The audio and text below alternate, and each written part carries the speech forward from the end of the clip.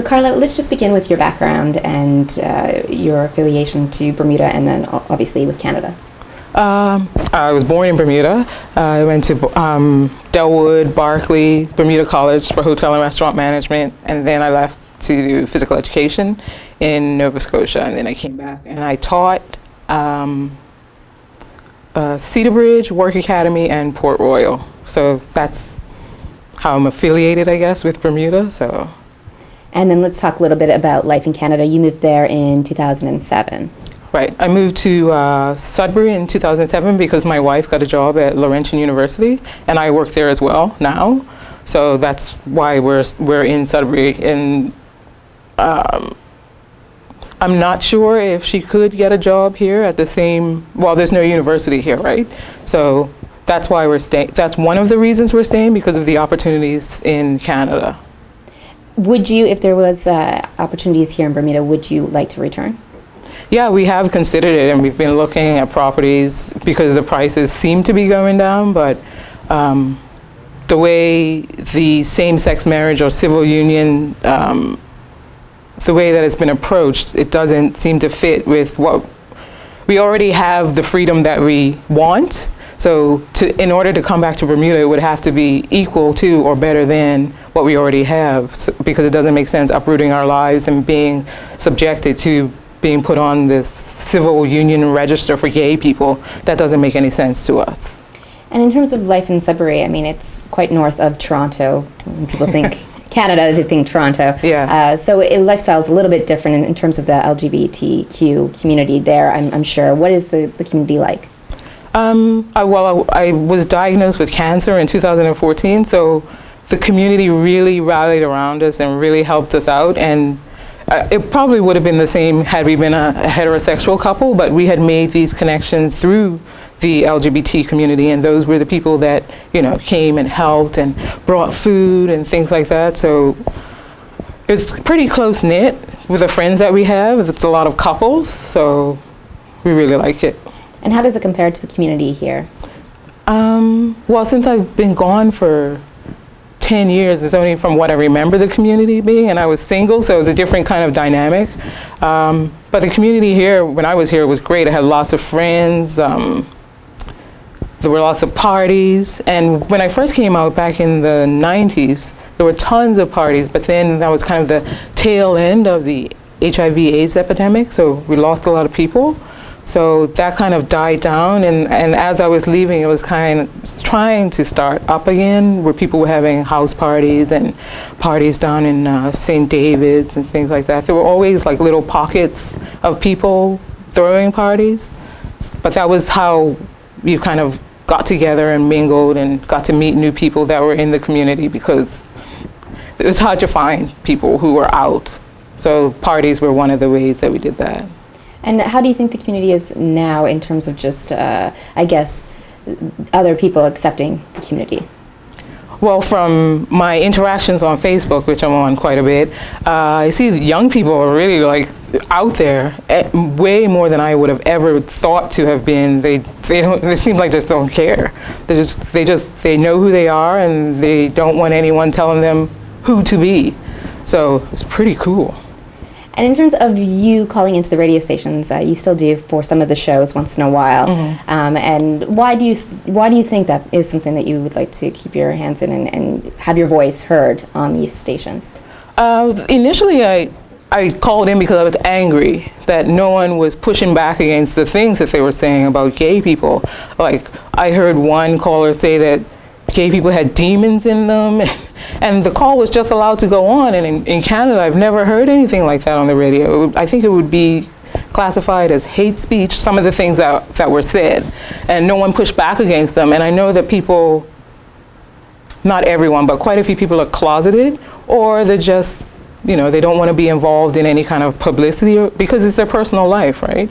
So I felt like I had a voice and I knew a few things, and my voice needed to be heard because no one else was doing it. So I call in every once in a while. And it's to clarify the LGBTQ community, as well as to defend and perhaps clear up any misconceptions. Right, and there's a lot of misconceptions about blending all the acronyms, the LGBT and the Q, were not all the same. Like transgender people, the T, some of them are straight. So, lumping us all together, even though the acronym is together, is incorrect and is inaccurate. But transgender people seem to be getting the brunt of the hate, and people are lumping that with gay people. So, like hate by proxy. It makes no sense to me. Now, there is that other misconception as well in terms of individuals with married same-sex partnerships having children. What are some of the misconceptions? I know you and your wife have a child as Yes. well. Have you run into any misconceptions either in Canada or in Bermuda? Since same-sex marriage has been around for over a decade, that stuff really doesn't come up. Not to say that everyone in Canada accepts it and loves it and embraces it, but the laws protect us. So they can have whatever thoughts they want to. You can go to whatever church you want to. I attend church. My church is an affirming church. So to say that gay people can't be Christian or things like that, I don't hear stuff like that in Canada. Not publicly, but in Bermuda it seems to be like it's said openly, and it's not right. It's I don't know. It's just not right. And why do you think there is that difference?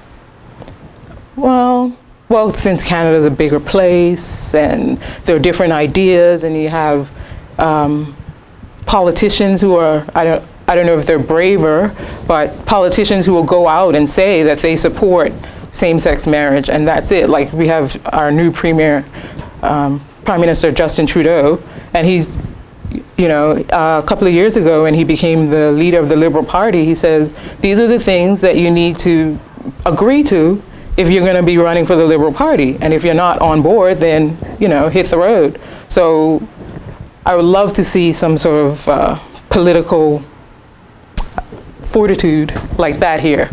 And he's the first Prime Minister that will be attending Pride as well in Toronto this summer. Yes, that's really cool. My cousin Sherry Lynn and I went to World Pride with a bunch of other Bermudians. It was amazing. There was 1 million people that were watching just walk. We had a Bermuda flag, and we had on all our Bermuda shirts. It was really, really cool. It was a great experience. Now let's talk about the upcoming referendum here in Bermuda. What are your thoughts on it? I put out a few memes saying yes, yes, because I think yes to civil unions and yes to marriage. Even if it doesn't pass, if it's no, it still can go to the Supreme Court. I'm not sure what the point of the referendum is, to spend all that money, which Bermuda clearly does not have, to have other people vote on my relationship when I didn't get an opportunity to vote on theirs. Seems a little bit unfair to me. And a bit of a human rights issue as well. Right, and to try to make the human rights, which is supposed to stop discrimination, and they want to add a part of discrimination into it, it's mind-boggling. Now there are two questions that are being posed at the referendum. Mm-hmm. Would you be able to perhaps clarify them, because some people are having an issue making so one is, between the do two. you support civil unions, and the other one is, do you support same-sex marriage? We don't want civil unions because it means that we're going to have a gay list of people who are married instead of just being a list of people who are married. No one's going to say I'm civil union to so-and-so. No one speaks like that. They say I'm married to so-and-so.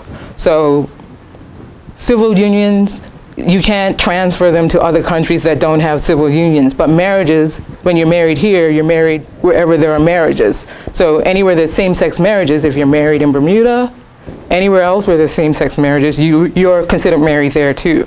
But civil unions, most countries are beginning to do away with them because it's extra work for the exact same thing. So why do that? Again, it's a money thing. Like for me, I'm thinking, why would you spend all this money to make this list of gay people when you could just let them get married?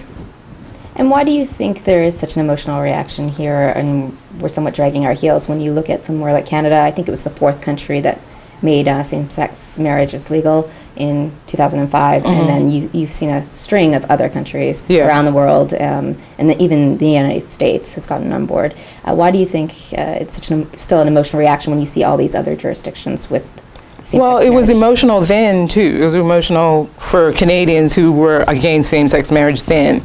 So I'm guessing that it's just slowly making its way here, and people are pushing back against it because they don't want to see it in Bermuda.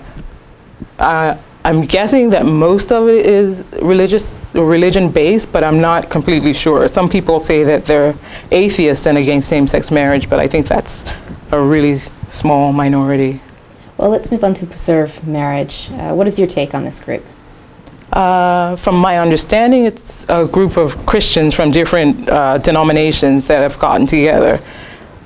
But they say that they're not a Christian group, and now they have charity status. So I'm not really sure what's going to happen after the referendum. I thought that that's what they wanted. I thought that's what the whole purpose of this group was, to force a referendum.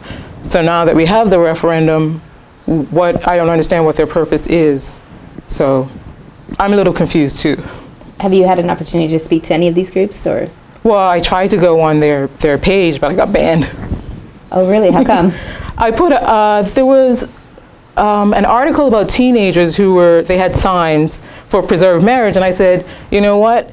That might not be a good idea, because this is on the internet and it's going to be on the internet forever. Anytime someone Googles your name or is looking for a reference for jobs, like they want to see what your history is online, your picture is going to pop up as being against same-sex marriage forever. So I said, maybe that's not such a good idea to have these young people doing this. And they took that, I'm not sure what they took it as, but they blocked me. And then they let me back on, but only to watch. I can't comment anymore. What would you like to see happen in the next year or so? In the next year or so, I would like for same-sex marriage to be made legal. And I would like for Bermuda to have like maybe a small pride celebration to celebrate the same-sex marriage ruling whenever it does happen. I think it will happen. It's just a matter of when. And do you have any closing thoughts? What would you like people to have one takeaway from this interview? I would like the young people to know that it does get better. Being gay is not this thing that's going to ruin your life. There are many, many couples with children who are doing excellent. They're doing great. And that can be you too, for the young people. Like when I was young, I didn't really have that many people that I could look up to and say, that's what I want to be. I started believing a lot of the negative stereotypes about gay men and gay women being promiscuous and not being able to settle down. But that's not true. Like, we were raised by these heterosexual people, most of us. So we learned what they taught us. So how could we all of a sudden be this different, this alien thing that can't form relationships and can't raise children? It makes no sense. So I want the young people in particular to know that it does get better. Travel, see the world. There are lots of gay people out there. Have fun. And is there any support groups for young people here on the island that you're aware of? That I'm aware of, not specifically for LGBT youth, but I used to run a youth group in Northern Ontario. It was amazing. Actually, most of the people in the Gay Straight Alliance that I ran were straight. So it was kind of strange, but it worked. I think it can happen here for sure. Great. Thank you for your time. Thank you.